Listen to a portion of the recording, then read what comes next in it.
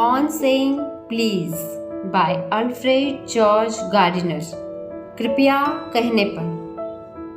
शहर के कार्यालय में युवा लिफ्टमैन जिसने दूसरी सुबह एक यात्री को अपनी लिफ्ट से बाहर फेंक दिया और उस अपराध के लिए उस पर जुर्माना लगाया गया, वह निसंदेह गलत था। यह कृपया का प्रश्न था। शिकायतकर्ता ने लिफ्ट में प्रवेश करते हुए कहा, ऊपर। लिफ्टमैन ने टॉप प्लीज की मांग की और इस रियासत से इनकार किए जाने पर उसने न केवल निर्देश का पालन करने से इनकार कर दिया बल्कि यात्री को लिफ्ट से बाहर फेंक दिया। निसंदेह यह तरीके पर टिप्पणी को बहुत दूर ले जा रहा था। अभद्रता कोई कानूनी अपराध नहीं है और यह हमले और मारपीट को माफ नहीं करता है। यदि कोई चोर मेरे घर में घुसता है और मैं उसे मार गिराता हूँ, उसे चोट पहुंचाता हूँ, तो कानून मुझे बरी कर देगा। और यदि मुझ पर शारीरिक हमला किया जाता है तो यह मुझे उचित हिंसा के साथ जवाबी कार्रवाई करने की अनुमति भी देगा। यह ऐसा इसलिए करता है क्योंकि चोर और मेरे हमलावर ने कानून के निश्चित आदेशों को तोड़ा है। लेकिन कोई भी कानून व्यवस्था बुरे आचरण के खिलाफ कानून बनाने का प्रयास नहीं कर सकती है या किसी ऐसी चीज के खिलाफ हिंसा के इस्तेमाल की मंजूरी नहीं दे सकती है जिसे वह खुद कानूनी रूप से दंडनीय अपराध के रूप में मान्यता नहीं देती है। और लिफ्टमैन के प्रति हमारी सहानुभूति, हमें यह स्वीकार करना होगा कि कानून उचित है। ऐसा कभी नहीं हो सकता कि हमें लोगों के कान के नीचे झापड़ लगाने के अधिकार या स्वतंत्रता मिले क्योंकि हमें उनका व्यवहार या उनकी आवाज का लिहाज पसंद नहीं था या उनकी चेहरों पर की उदासी पसंद नहीं थी। अगर इसकी स्वतंत्रता हमें मिलती तो हमारी मुट्ठियां कभी निष्क्रिय नहीं रहेगी और नगर की नालियां दिन भर खून से बहती रहेगी। मैं जितना चाहूँ उतना असभ्य हो सकता हूँ और कानून हिंसक प्रतिशोधक से मेरी रक्षा करेगा। मैं घमंडी हो सकता हूँ, गवार हो सकता हूँ, सेल्फिश हो सकता हूँ और इसके लिए मुझे सिर्फ एक बुरे आचरण वाले व्यक्ति के रूप में या बुरे व्यक्ति के लिए लिखे गए दंड के अलावा भुगतान करने के लिए कोई दंड नहीं है। कानून मुझे कृपया कहने या मेरी आवाज को अन्य लोगों की संवेदनाओं भावनाओं के अनुरूप ढालने के लिए मुझे बाध्य नहीं करता है, बल्कि यह कहता है कि मैं अपनी मूछें नहीं चमकाऊंगा या अपने बालों को रंग नहीं दूंगा या अपनी पीठ पर रिंगलेट नहीं पहनूंगा। यह मुआवजे के मामले के रूप में हमारी भावनाओं के आघात को मान्यता नहीं देता है। कानून के मतानुसार ऐसे मामलों में कोई भी नैतिक और बौद्धिक हानि या क्षति होने की कोई संभावना नहीं है। इसका मतलब यह नहीं है कि नुकसान नगण्य है।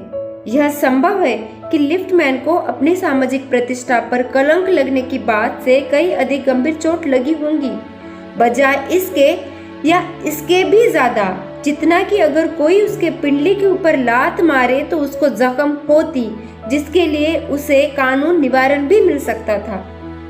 पिंडलियों पर लात मारने का दर्द जल्द ही दूर हो सकता है, लेकिन हमारे आत्मसम्मान या स्वाभिमान पर लगे चोट का दर्द हमारे पूरे दिन में जहर घोल सकता है। उस लिफ्टमैन की कल्पना मैं कर सकता हूँ जिसने अपने घाव देने वाले लेखक को लिफ्ट से बाहर फेंकने, घंटे भर के अपमान पर चिंता व्यक्त करने और शाम को अपने पत्नी से मिलने की राहत से इनकार कर दिया था, जो उसके संतुलन को बहाल करने का एकमात्र तरीका था, क्योंकि बुरे स्वभाव और बुरे आचरण से अधिक आकर्षक केवल कुछ ही चीजें हैं। जब सर एंथोनी एब्सलेट ने कैप्टन एब्सलेट को धमकाया तो कैप्टन बाहर गया और अपने आदमी फाक को धमकाया, जिसके बाद फाक नीचे गया और अपने पेज बॉय को लात मारी। तो राइटर यह कहते हैं, संभवतः वह आदमी जिसने लिफ्टमैन को ऊपर कहा था वास्तव में केवल अपने एम्प्लॉयर के ऊपर का गुस्सा निकाला होगा, जिसने उसे गुड मॉर्निंग नहीं कहा था, क्योंकि वो खुद अपने पत्नी के गुस्से का नाश्ते के समय शिकार बना था, क्योंकि पत्नी को काम वाली ने रूढ़ तरीके से बात की थी, पलटकर जवाब दिया था। हम अपने बुरे हास्य से दुनिया को संक्रमित करते हैं। बुरे आचरण अदालत के सभी अपराधों की सूची से भी ज्यादा सामान्य जीवन में जहर घोलने का अधिक काम करते हैं। एक पत्नी जिसे अच्छे स्वभाव वाला पति बुरी नजर से देखता है, ऐसे सैकड़ों लोग होते हैं जो उदास स्वभाव के साए में भी शहादत का जीवन जीते हैं। लेकिन फिर भी कानून हमारे निजी शिष्टाचार का संरक्षण नहीं बन सकता है। कोई भी कमांडेंट अपराधों के विशाल क्षेत्रों को कवर नहीं कर सकता है और कोई भी अदालत ऐसे कानून का संचालन नहीं कर सकती है जो हमारे सामाजिक सभ्यताओं, हमारी वाणी, हमारे भावों के झुकाव और हमारे सभी मूड और शिष्टाचार को नियंत्रित करती है। हालांकि हम लिफ्टमैन के खिलाफ फैसले का समर्थन करने के लिए बाध्य हैं, लेकिन ज्यादातर लोगों को उसके साथ सहानुभूति होगी। फिर भी यह सच है कि ऐसा कोई कानून नहीं है जो हमें कृपया कहने के लिए बाध्य करता हो, लेकिन यह एक सामाजिक प्रथा है जो किसी भी कानून से कहीं अधिक पुरानी और अधिक पवित्र है, जो हमें नागरिक बनने का आदेश देती है। और सभ्यता की पहली आवश्यकता यह है कि हम किसी सेवा, किसी अच्छे आचरण को स्वीकार करें। कृपया और धन्यवाद, यह वो दो छोटे बदलाव है जिनके साथ हम सामाजिक प्राणी के रूप में अपना योगदान देते हैं। वे छोटे छोटे शिष्टाचार हैं जिनके द्वारा हम जीवन की मशीन को सुचारू रूप से चलाते रहते हैं। इन दो शब्द ने हमारे संबंधों को वरिष्ठों द्वारा निम्न को निर्देशित करने के बजाय मैत्रीपूर्ण सहयोग, आसान लेन देन के आधार पर रखा। यह एक बहुत ही अशिष्ट दिमाग है जो आदेश देना चाहेगा जहां उसे मांगने के लिए सेवा मिल सकती है और नाराजगी के बजाय इच्छा और अच्छी भावना के साथ इसे प्राप्त कर सकता है। मैं इस संबंध में अपने मित्र विनम्र कंडक्टर को फीचर करना चाहूँगा। इस भेदभावपूर्ण शीर्षक से मेरा इरादा आमतौर पर कंडक्टरों को फफकार लगाने का नहीं है। इसके विपरीत मैं यह सोचता हूँ कि ऐसे कुछ ही वर्ग के लोग हैं जो कंडक्टरों की तुलना में कड़ी मेहनत की कठिन परीक्षा से गुजरते हैं। यहाँ और वहाँ आपको एक अप्रिय नमूना मिलेगा जो यात्रियों को अपने दुश्मन के रूप में मानता है, यात्री को अपना दुश्मन समझता है। एक ऐसा दुश्मन जो बस में सिर्फ उसे धोखा देने के उद्देश्य से ही आता है और जिन्हें केवल ऊंची आवाज और आक्रामक तरीके से ही ईमानदार रखा जा सकता है। लेकिन यह प्रकार अभी पहले से कहीं अधिक दुर्लभ है। मुझे लगता है कि जनता अंडरग्राउंड रेलवे कंपनी की बहुत आभारी है जो बसें भी चलाती है, क्योंकि उसने अपने कर्मचारियों में एक सभ्यता के निश्चित मानक पर जोर दिया है और इस बात का ध्यान रखा कि मानक का पालन किया जाए। ऐसा करने से यह न केवल यात्रा करने वाले लोगों के लिए चीजों को सुखद बनाता है, बल्कि एक महत्वपूर्ण सामाजिक सेवा भी प्रदान करता है। और इसीलिए एक वर्ग के रूप में कंडक्टरों के प्रति मित्रता की भावना के साथ मैं उस वर्ग के किसी विशेष सदस्य को श्रद्धांजलि नहीं देता हूँ। मुझे पहली बार कंडक्टर के अस्तित्व के होने का एहसास हुआ जब मैं एक दिन घर से पैसों का पैकेट लिए बिना ही निकल गया था। हर किसी को इसका अनुभव आया होगा और इससे उत्पन्न होने वाली भावना को जानता होगा। आप इसलिए नाराज हैं क्योंकि आप सबसे अच्छे रूप में एक मूर्ख लगते हैं और सबसे बुरे रूप में एक धूर्त जैसे दिखते हैं। आपको बिल्कुल भी आश्चर्य नहीं होगा यदि कंडक्टर आपकी ओर उदासीन दृष्टि से देखते हुए कहे, हाँ मैं इस घिसी पिटी चाल को जानता हूँ, अब आप बस से चले जाएं। और अगर भले ही कंडक्टर एक अच्छा इंसान हो तो आपको आसानी से उतार भी दे, लेकिन आपको वापस जाने की परेशानियों का सामना करना पड़ेगा और शायद आपकी ट्रेन या सगाई छूट जाने की असुविधा का भी सामना करना पड़ता है। व्यर्थ में अपने सिक्के की खोज करने के बाद और जब मुझे पता चला कि मैं पूरी तरह से कंगाल हूँ, और तब मैंने कंडक्टर से उतना ही ईमानदार चेहरा दिखाते हुए कहा, मैं किराया नहीं दे सकता और मुझे पैसों के लिए वापस जाना होगा।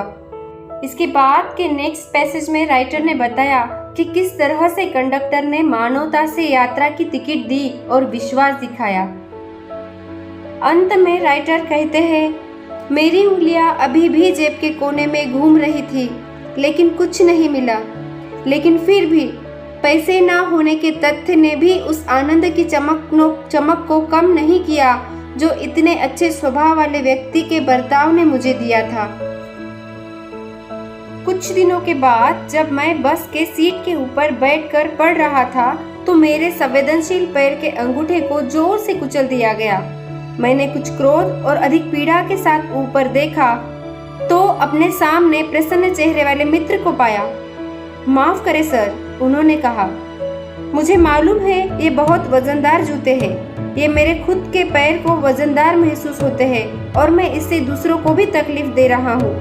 आशा है आपको ज्यादा तकलीफ नहीं हुई होगी। दरअसल मुझे तकलीफ हुई थी, लेकिन उसने इतने बखूबी तरीके से अपनी गलती मान ली थी और सॉरी भी कहा था कि उसके आगे यह तकलीफ कम हो गई। इसके बाद जब भी मैं उसकी बस में चढ़ता तो मैं उसे गौर से देखने लगता और उसके अच्छे स्वभाव में एक अजीब सी खुशी महसूस करता। ऐसा प्रतीत होता था कि उसके पास धैर्य का कभी न खत्म होने वाला भंडार और अपने यात्रियों को आरामदायक बनाने का उपहार था। मैंने देखा कि अगर बाहर बारिश हो रही होती तो वह किसी को यह बताने के लिए सीढ़ियों से भाग जाता कि अंदर जगह है। बूढ़ों के साथ वह एक बेटे के समान और बच्चों के साथ पिता के समान विचारशील था।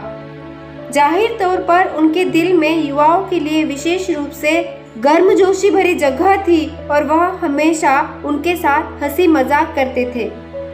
उन्होंने अच्छे स्वभाव और दयालु का ऐसा माहौल बनाया कि उनके साथ एक यात्रा प्राकृतिक शिष्टाचार और अच्छे शिष्टाचार का एक सबक बन गई थी।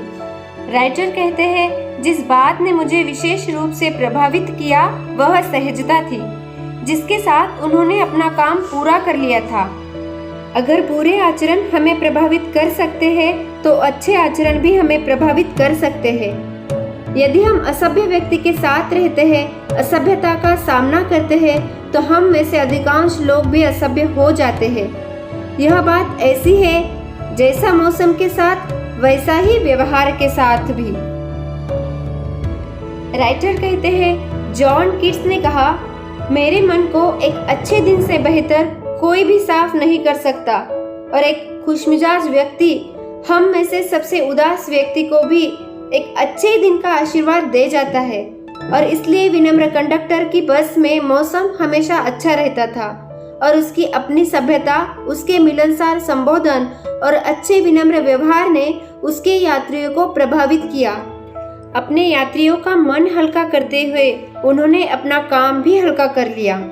उनका उल्लास कोई लग्जरी या विलासिता नहीं थी, बल्कि अच्छी बातों का एक संचय था। मुझे पिछले कुछ समय से अपने बस रूट पर उसकी याद आ रही है, लेकिन मुझे आशा है कि वह अपनी धूप को दूसरी सड़क पर ले गया होगा। इसे एक नीरस दुनिया में बहुत व्यापक रूप से फैलाया नहीं जा सकता और मैं एक अज्ञात बस कंडक्टर के ऊपर स्तुति लेखन लिखने के लिए कोई माफी नहीं मांगता।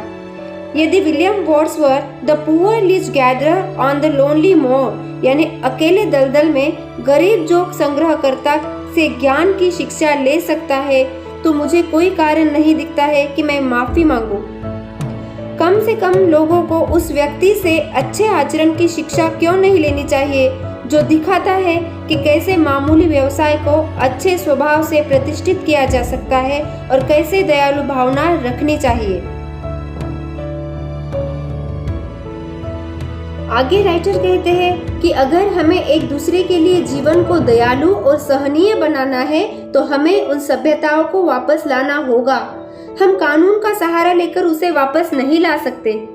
पुलिस एक आवश्यक प्रतीक है और कानून एक समाज के लिए आवश्यक संस्था जो स्वर्ग से अधिक कम नहीं है।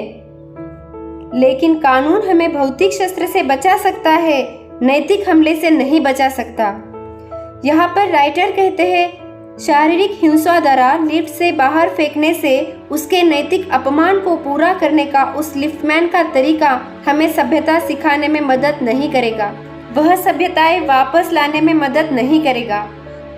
मैं उस लिफ्टमैन को सुझाव देना चाहूँगा, यदि उसने उस सज्जन व्यक्ति के साथ जो कृपया नहीं कहना चाहता था विनम्रता से व्यवहार किया होता तो उसका बदला अधिक प्रभावी होता। उसे केवल अनैतिक आदमी पर ही नहीं बल्कि उसके खुद के ऊपर विजय प्राप्त होती। एक विनम्र व्यक्ति भौतिक चीजें खो सकता है, लेकिन आध्यात्मिक विजय सदैव उसी की होती है। मैं लिफ्टमैन को चेस्टरफील्ड की एक कहानी बताता हूँ। उनके समय में लंदन के सड़कें आज के फुटपाथों से रहित थी और जिस व्यक्ति ने दीवार ली उसका आधार सबसे शुष्क था। तो चेस्टरफील्ड से एक दिन सड़क पर मिले एक व्यक्ति ने कहा, मैं कभी किसी बदमाश को दीवार नहीं देता। तो इस पर चेस्टरफील्ड ने सड़क पर सिर झुकाकर कदम रखते हुए कहा, मैं हमेशा ऐसा करता हूँ।